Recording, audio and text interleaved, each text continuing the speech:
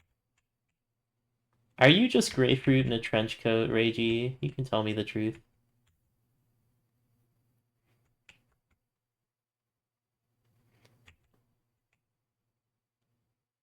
Actually, no one tell poison type, but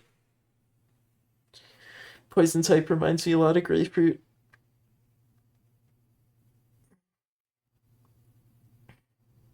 Last I checked, I'm banned in a stream, so I don't think I'm in. Why did grapefruit ban you? That might make you the most great grapefruit, like how Rick is the Rickest Rick in Rick and Morty. Wild Gunman is referenced in Smash, and is a microwave in WarioWare. Same reason I unmodded you being a shitter, yeah.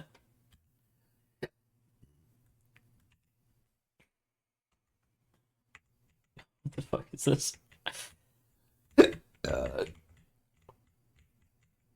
Who can collect the most eggs to become the raddest dude?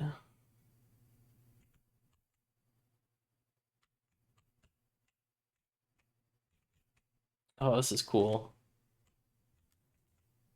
I like that you don't have to mash, you can just hold down the button.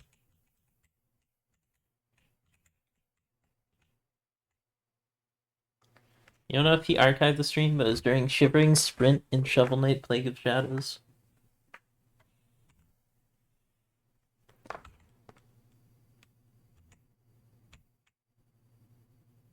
I dodged it, but I think I was supposed to juggle it.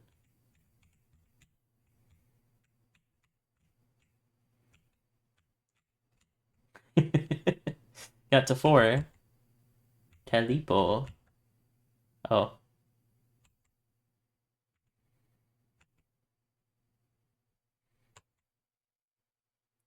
See, there you go, mentioning another game. Weenie Secret Room and Peppy Bot Factory and Pizza Tower.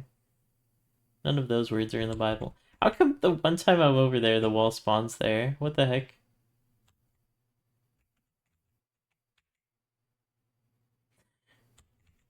Wait, if I just keep doing this, I'm unstoppable.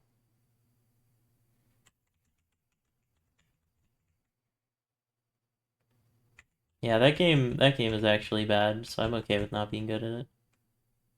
You're sure the word "the" is in the Bible, and "of" appears in the title of many of them? Not in book Revelation. Doesn't show up in that one. High score? Wait, am I supposed to shoot at the crowd? At the yellow? I think I don't shoot at the yellow, I shoot at the red. Yeah, it seems right.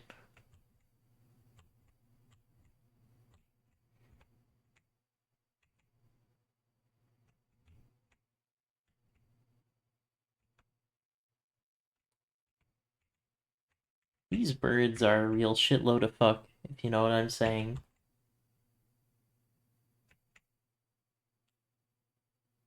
Red light, green light?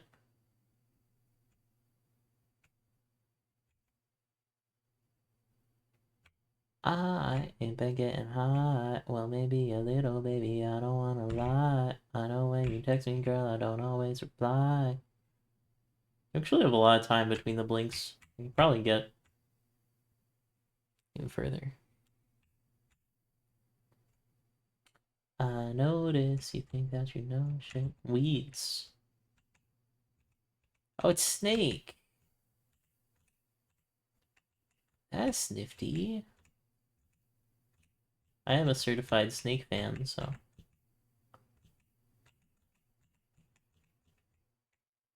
Centipede.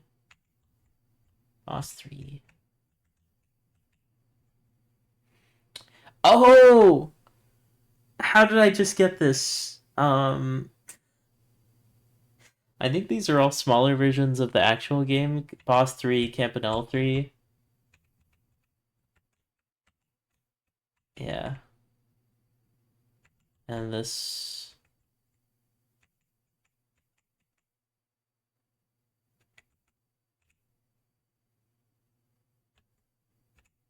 I don't know what game that is.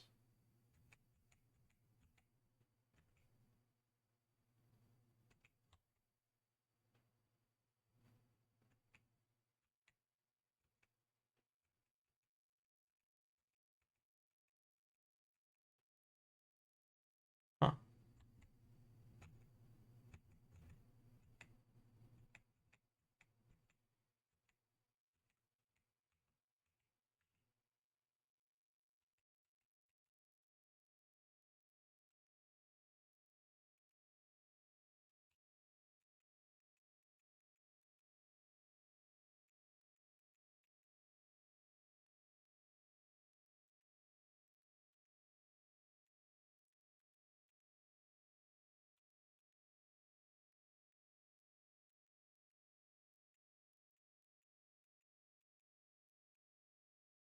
Game's actually pretty cool.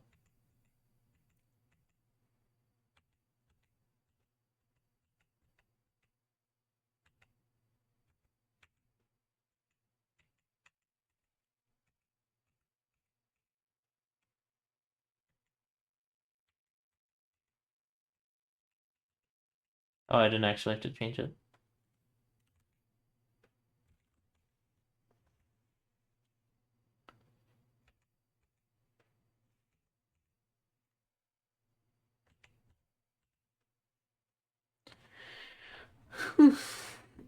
Cyber Owls looks weird. Not 1-to-1, but this reminds you of one of the games from Wario Land 4. Micro game from the first WarioWare. That's neat. I don't know if I care too much about any of these micro games, but just the fact that there's 50 of them and they're such a throwaway. It's pretty cool.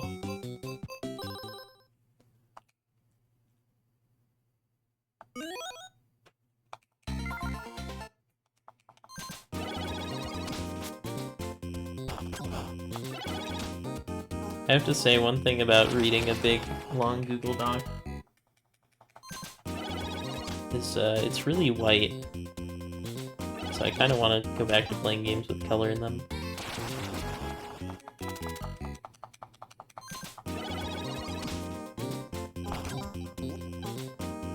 I watched Pixels today. That movie's pretty underrated.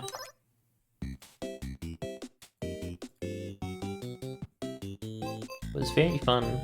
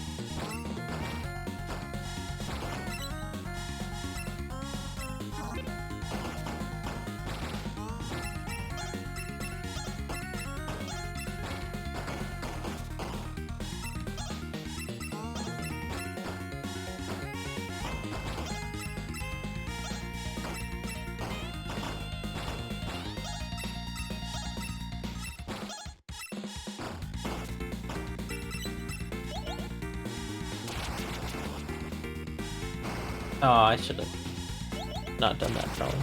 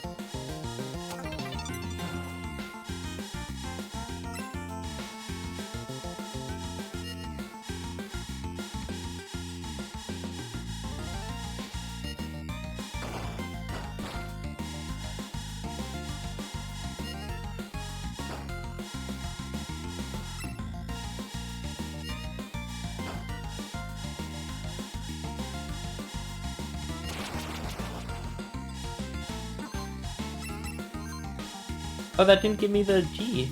That was weird.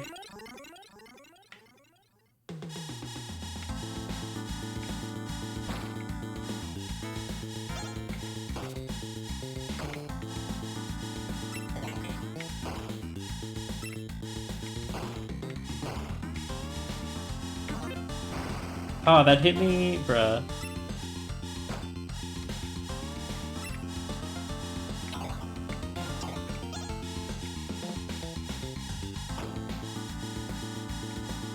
This part is so stupid. How do I get back? So brutal.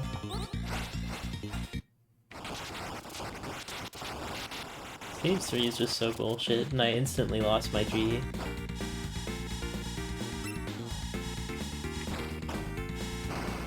Okay, sure, that hit.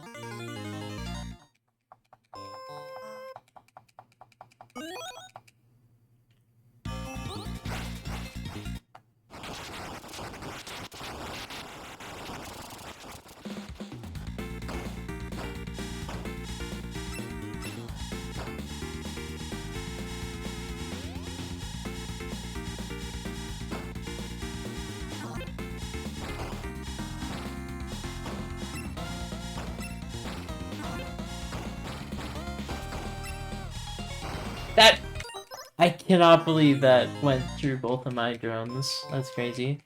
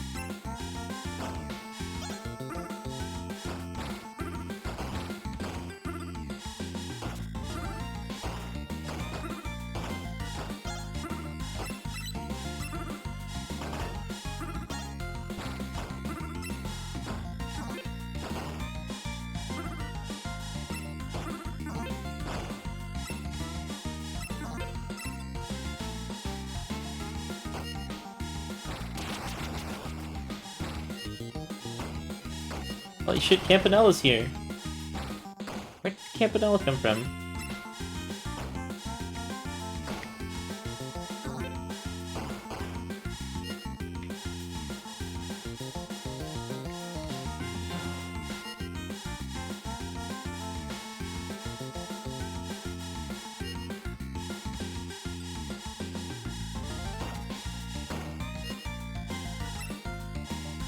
Oh, that G, that's so far away.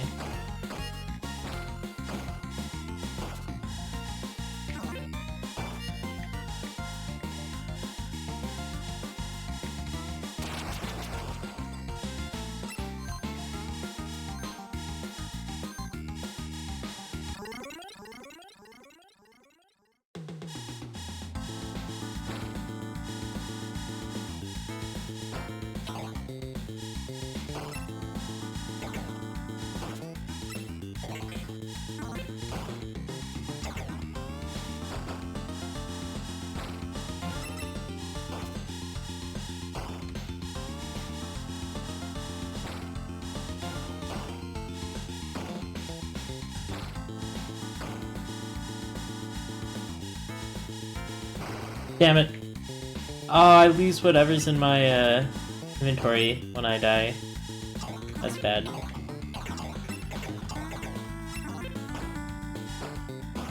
I was saving up my Gs for when I lost one, and then I lost one and immediately died.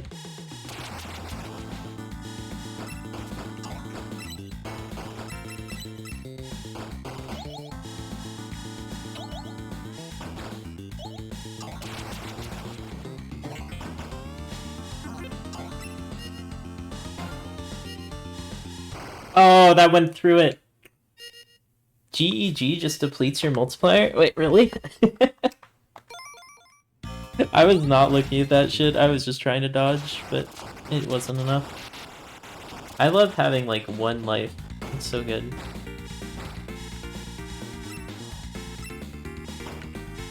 Cool, give me an E, why not?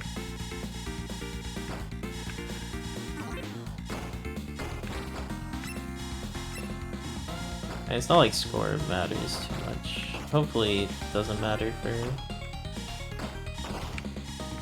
cherry completion.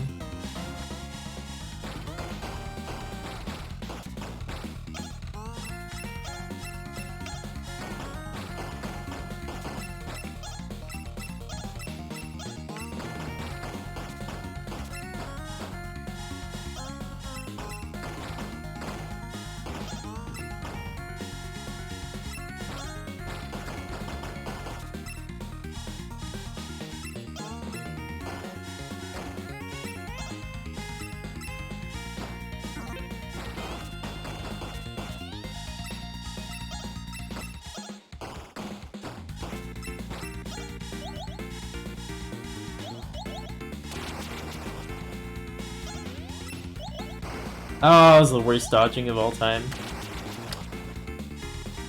Yikes.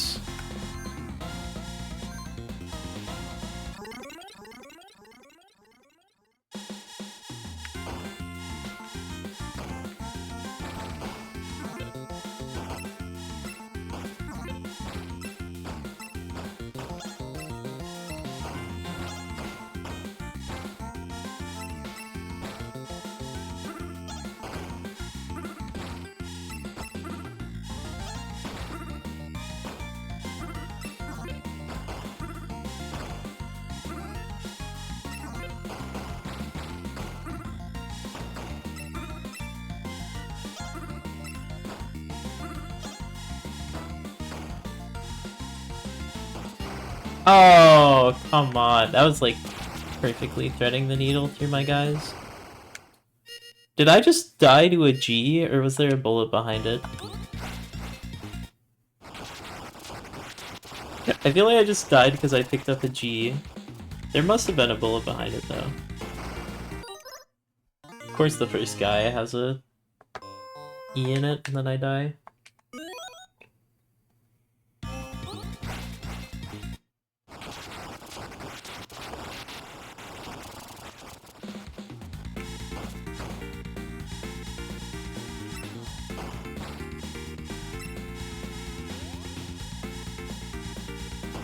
No bullet in the G. So I literally just died of death.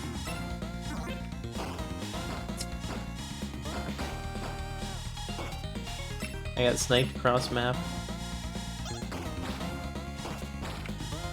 No bullet in the G or no comma bullet in the G.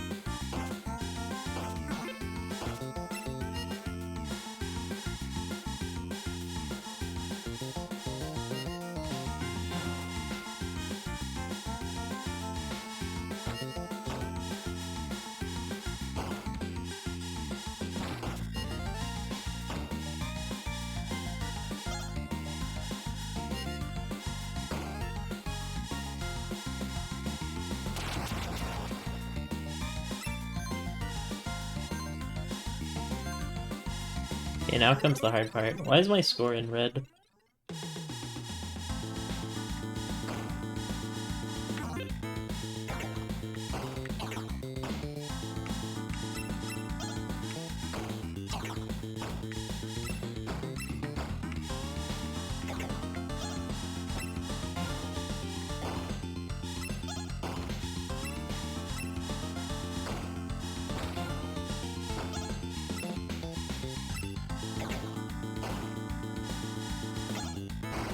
Oh, that was bad damage. I was just zoning out. This game is so long. And I try to get the drones back, which hurts me more.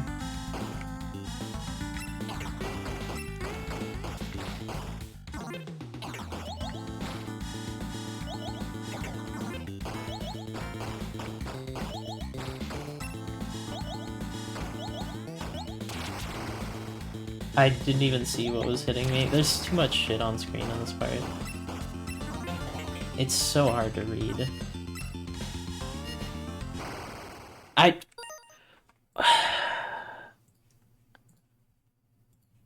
had 3 lives.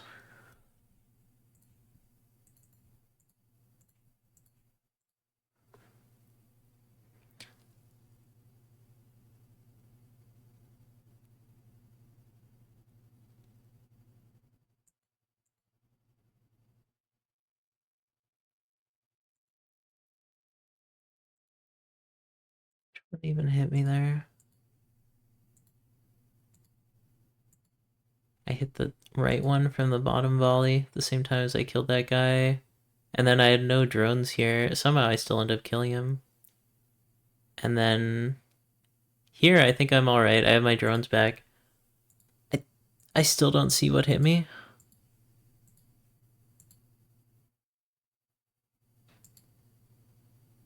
There was a booger that spawned from the top of the screen.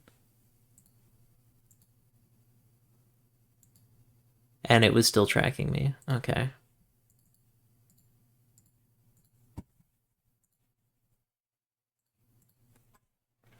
How do you play this game for more than 2 seconds without losing your sanity?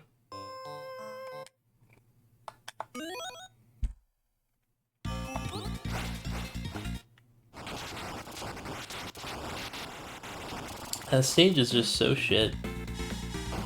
Like, I kind of get what my game plan is here now. Also, that guy spawned a G when he normally spawned a E when he normally spawns a G, which is very strange.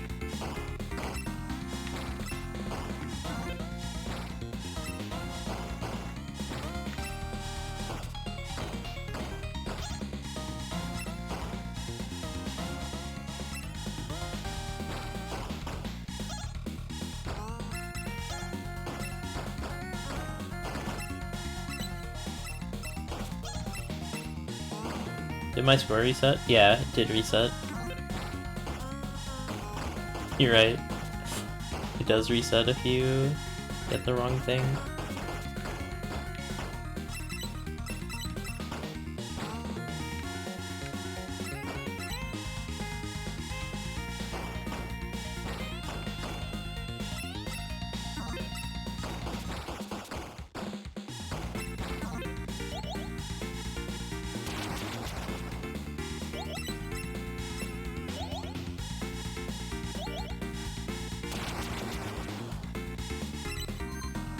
GEG might just be the score deleter. I feel like every wave you want to stand on the left because that's where things spawn.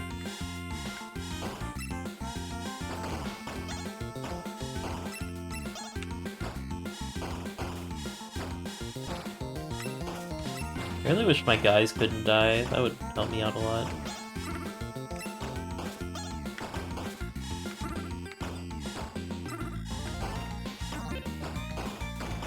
Oh, cool. The other guy instantly died when I brought back the other one.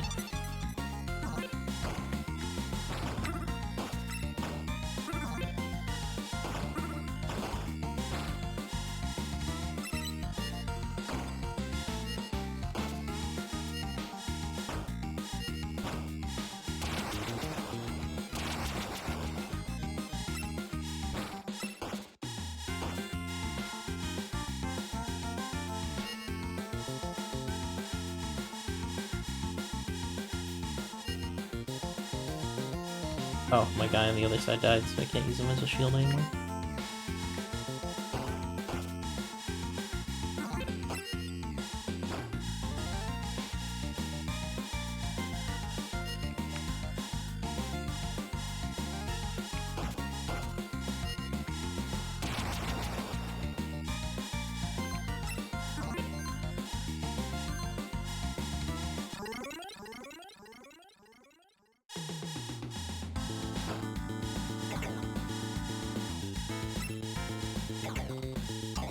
I just want to lock in G's, yeah, in case they die just like that.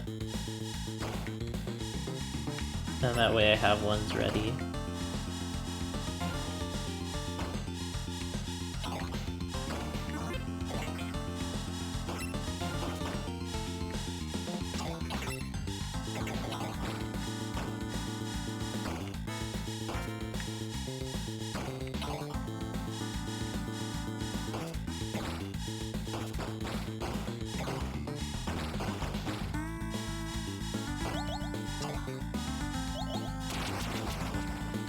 This is the part where there's just too much shit on screen.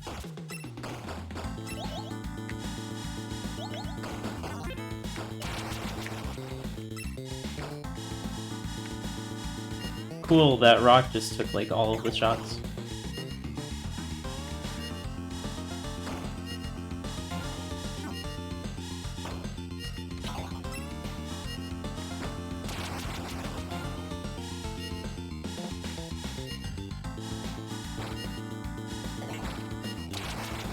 It sucks so much ass. It also lasts just like way too long for having like 2 enemies in it. More if you count the asteroids, I guess.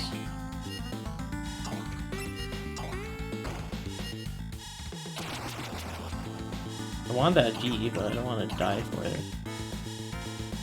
Bro, why does this stage not end? What the fuck? Stop! Let me just finish the game, just end the game, man. Broski. Die about it. Oh, cool, my G is gone now. Oh, they're both gone now.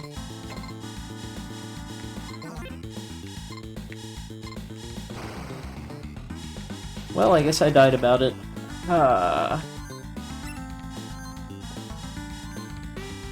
died of this stupid fucking crab.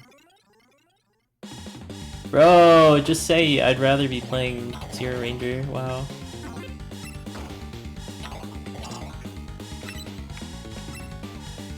Oh, cool, yeah, you just have to know which way to go there. You really have no time to gather resources as well.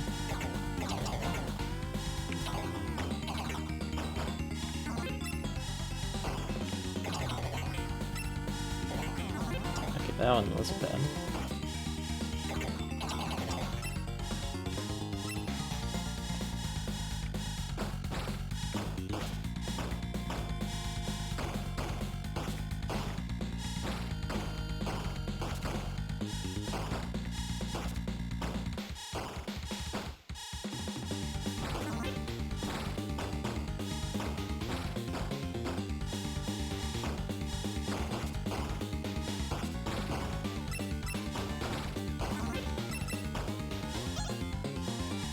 Trying to protect my drones there was like borderline impossible. There's so much garbage in the way.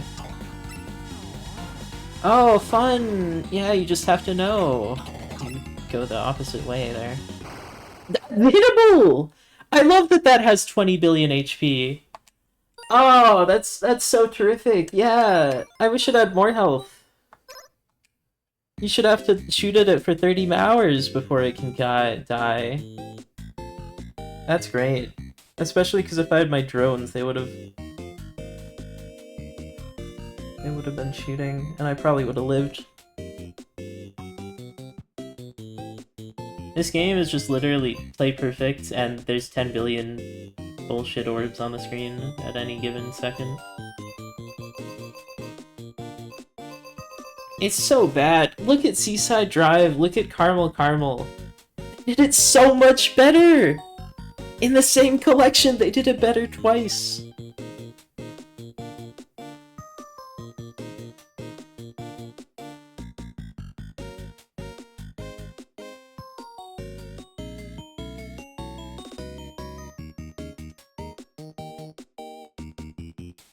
They could have done it! They could have made a hard but fun game. And they just made the worst shoot-'em-up ever.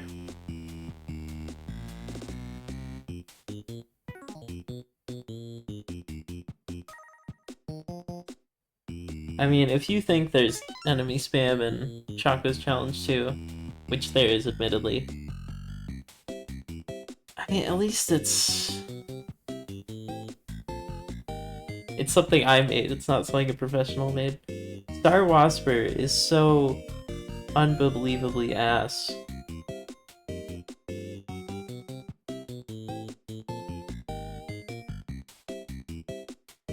It's just so trash.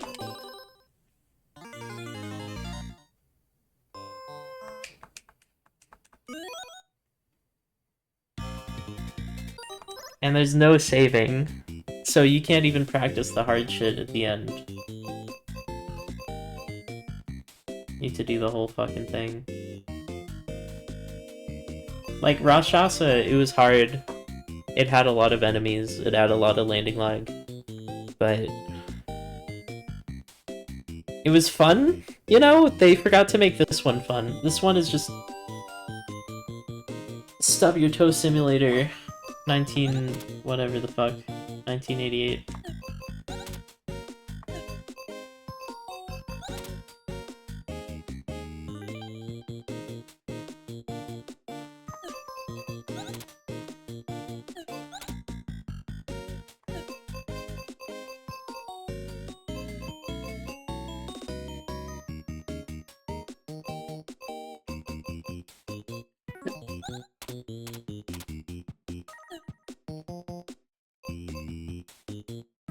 How is my high score 0?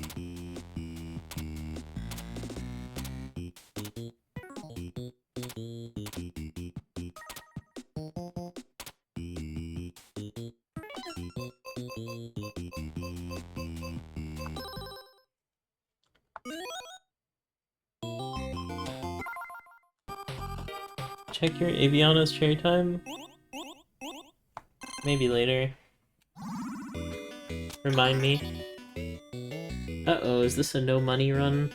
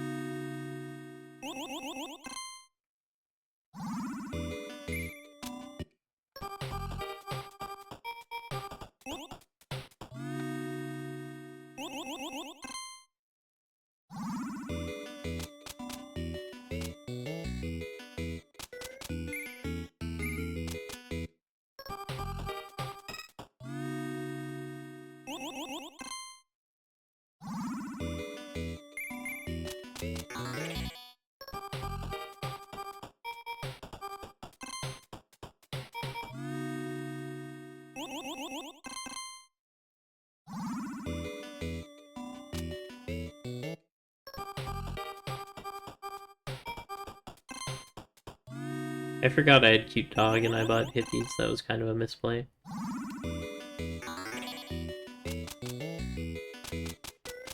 I don't really need pop.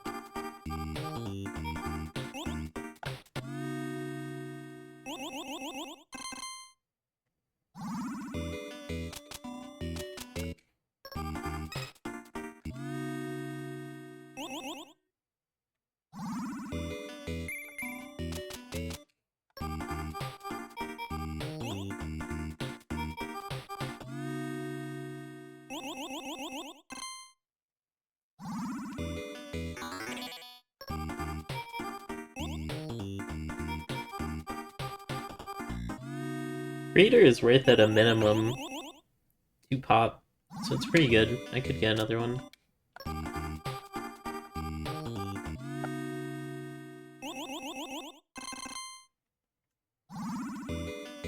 There's superhero. Nice.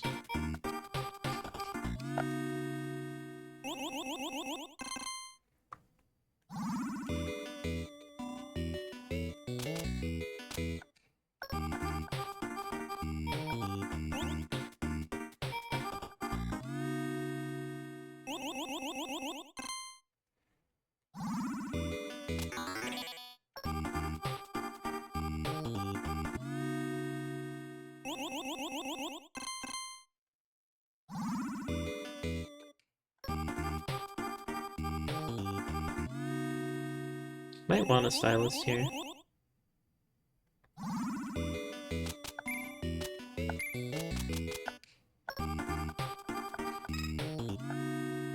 That was pretty good, actually. That's a lot of pop.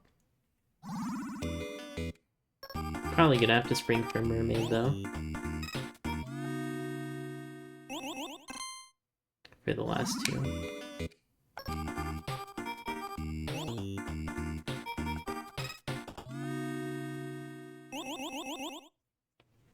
These are some awful draws.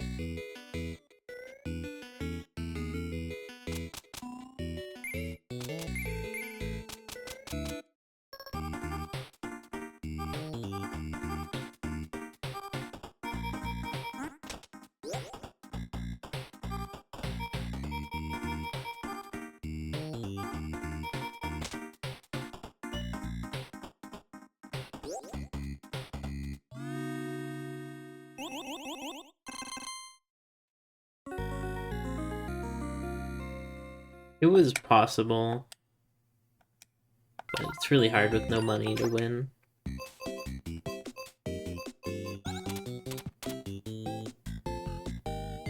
I don't think that's bugged. I think that is how long it took.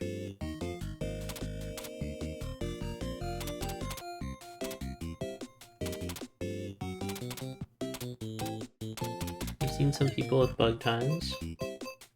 My world record is bugged. It's 1 millisecond off. And the cherry is literally their entire playtime. Well, I guess I haven't played it since I cherried it.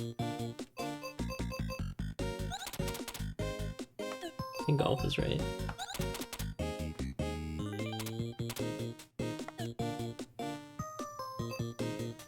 Your entire playtime for UFO 50? Huh.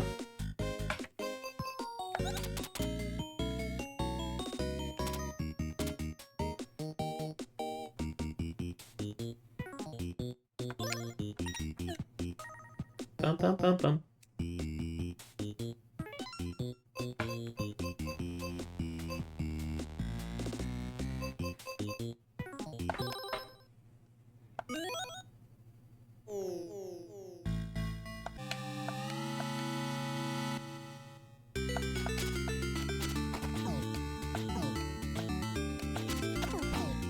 Alright, after this run, I'm probably gonna end stream. I might stream later, some like Isaac or something. See if I can get that daily achievement. Oh my gosh, I got the double star RNG and I threw it away.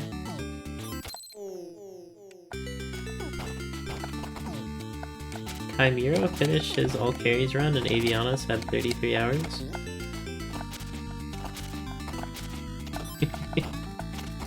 Maybe that's just how long it took.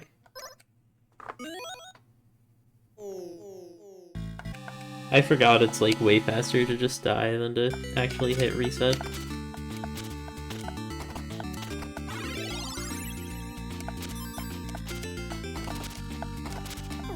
Alright, this run's the last run for real, for real.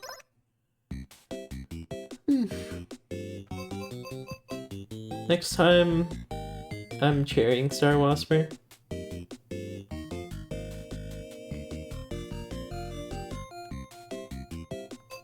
Then this one, and then this one. This one. This one. I think Onion Delivery is going to be the last blue card I finish. It's just the most annoying one.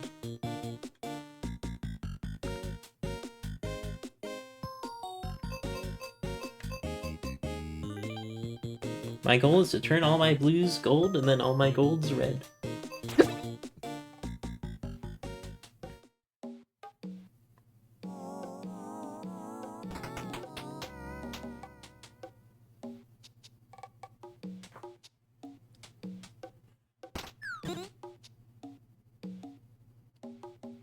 Certified Barbuda moment.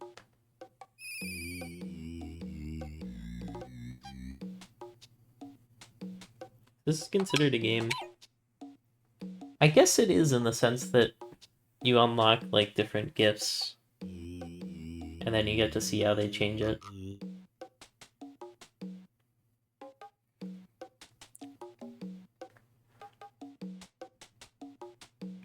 Once I get all 50 games, I'm gonna do just like an hour of Piggy House ASMR. Might just leave it on. It was fun to watch. Anyways, if you enjoyed this episode of UFO 50, leave a like, comment, subscribe, and I'll see you in the next one. Peace out, thanks for watching.